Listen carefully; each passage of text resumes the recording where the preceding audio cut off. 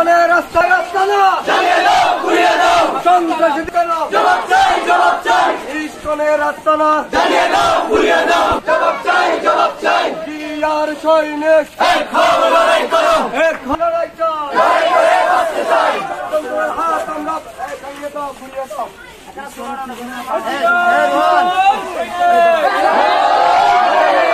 ঠিকানা সাম্প্রতিক বাংলাদেশ দুষ্কৃতকারী আমাদের এই সাম্প্রতিক দাঙ্গা সৃষ্টি করার জন্য পায়তারা করছে।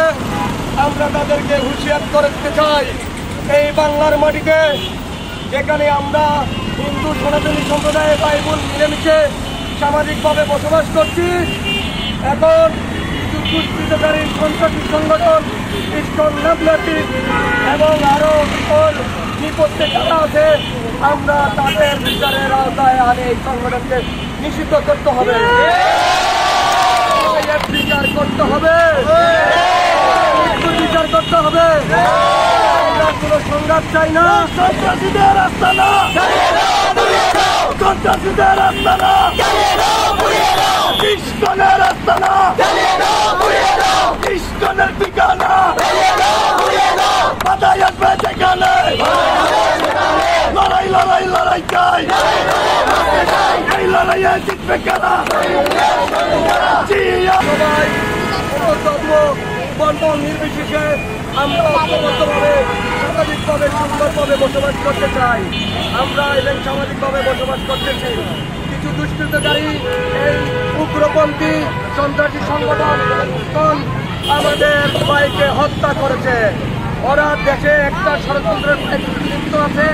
আমরা ওদেরকে বলে দিতে চাই, আপনাদেরকে অধিকৃত আইনের আওতায়